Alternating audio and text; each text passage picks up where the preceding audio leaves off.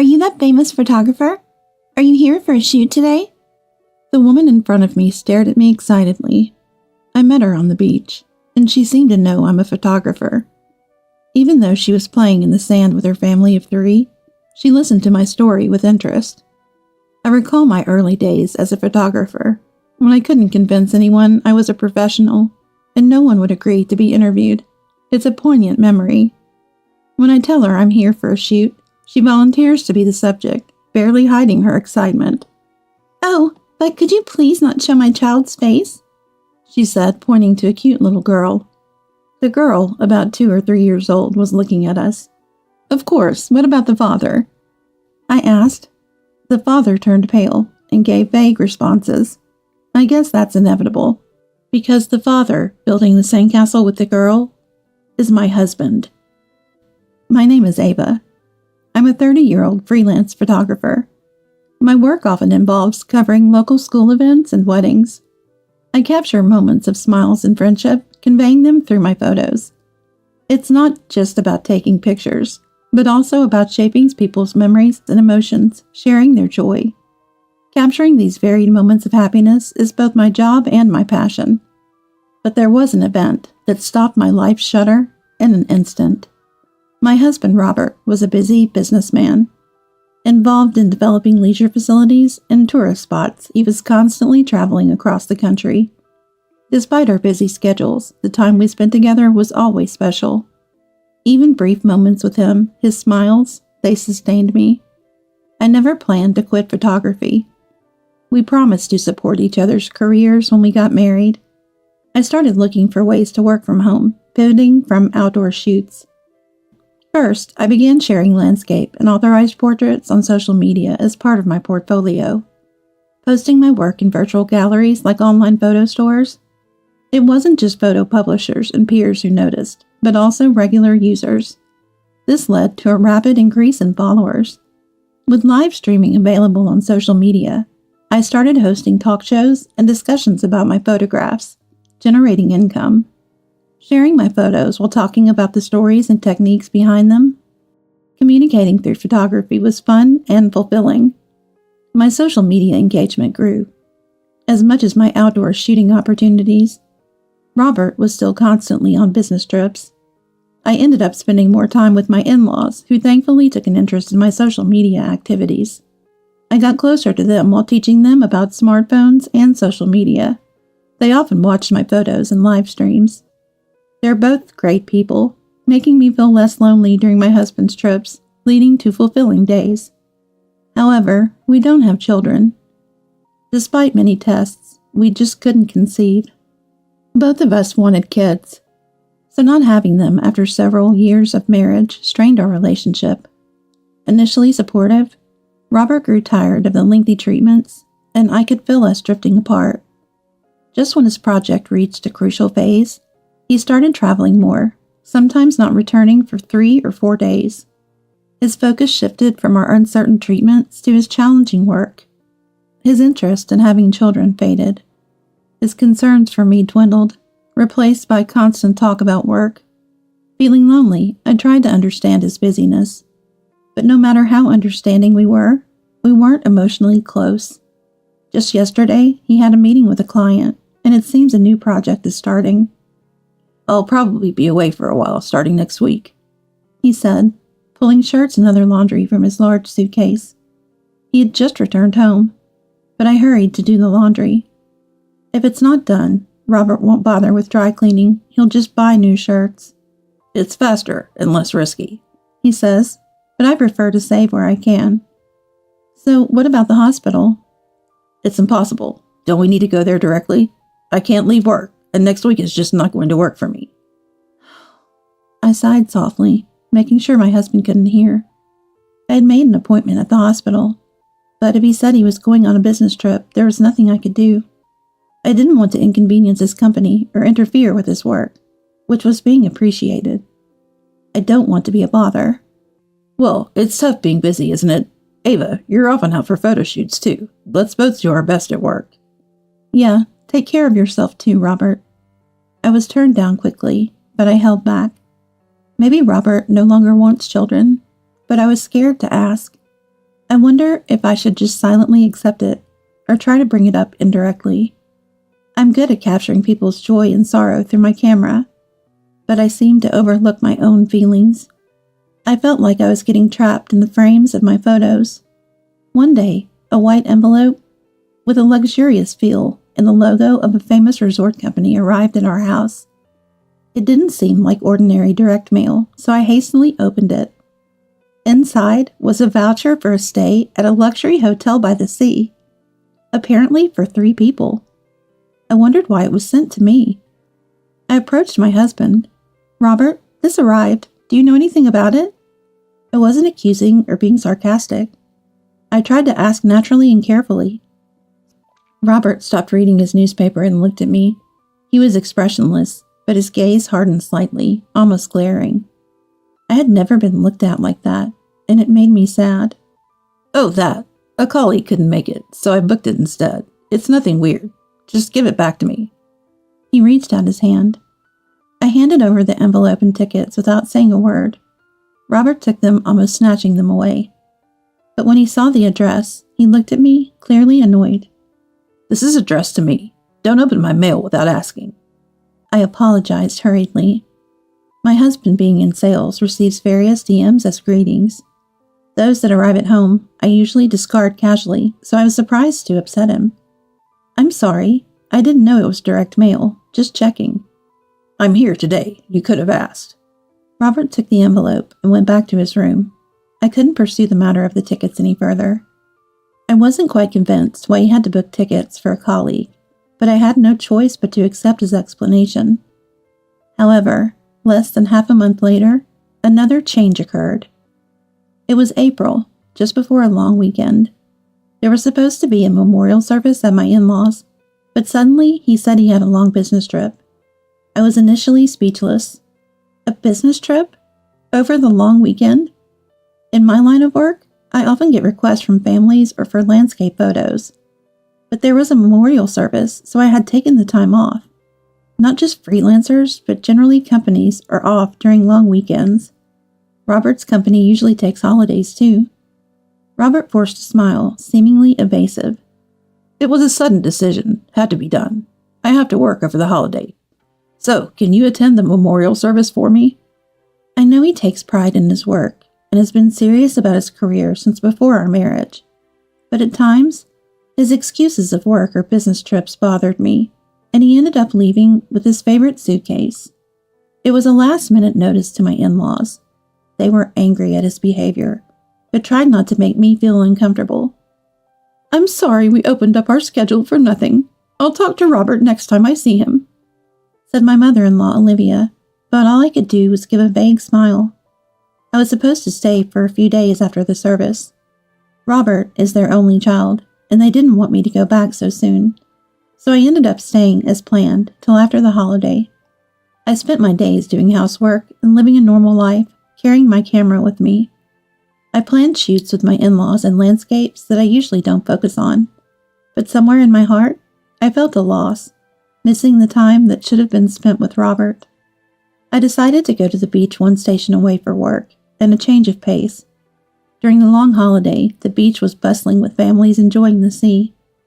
Some opened colorful beach parasols, enjoying walks and sunbathing. I walked along the beach with my camera raised. Suddenly, a familiar voice made me stop. It was a family building a sandcastle. I was glad I wasn't holding my camera. If I had seen that scene, I couldn't have kept from dropping something. In the circle was Robert, my husband. He was with a young woman and a toddler, surrounding a sandcastle. They looked like a happy family, gathering white sand and seashells. I couldn't believe it. If I was on assignment, I would have snapped countless photos of this perfect family scene. But I couldn't believe my own husband was there. The toddler seemed about 2 or 3. Around the time I started feeling distant from Robert, he already had another family. I wasn't sure if the child was his, but a wife's intuition told me they were related by blood. I took the plunge and called out. I bravely approached not Robert, but the woman. The woman wearing a large hat was startled by my sudden approach. I managed to smile and apologize for speaking out of the blue. Then, I handed her my business card, explaining I was a freelance photographer. The card only had my professional name and SNS contact. She looked at it with interest and started searching me up on her smartphone. Across from her, Robert, who had definitely noticed me, was staring frozenly at a point on the beach.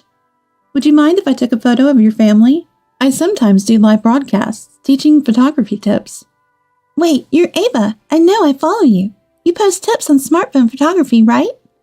She was excited to be approached by a minor celebrity on SNS, unaware of my situation. Surprised she was a follower, I saw an opportunity, not just for photos, but even a live broadcast.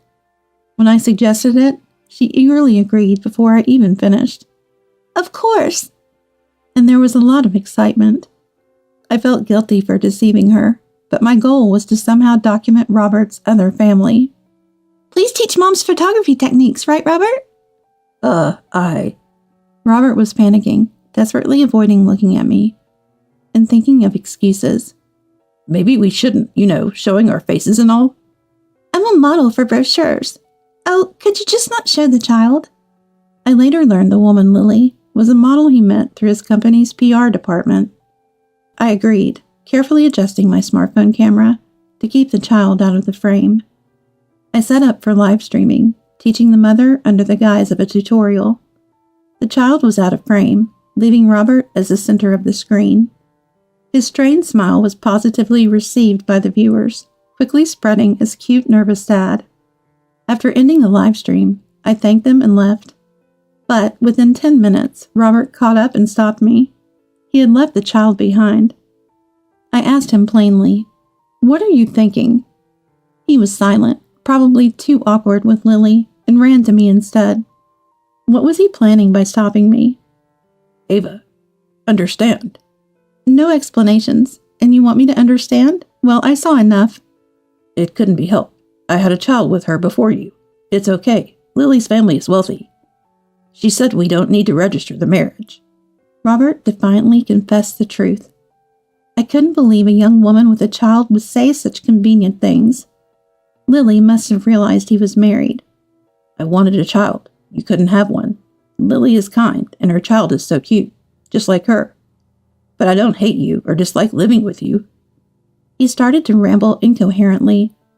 It seems he wanted to continue living as things were. "You won't be troubled. For me, the situation is perfect. Isn't this good enough?" It wasn't okay. It wasn't okay at all. I should have argued that, but I was so overwhelmed, I couldn't speak.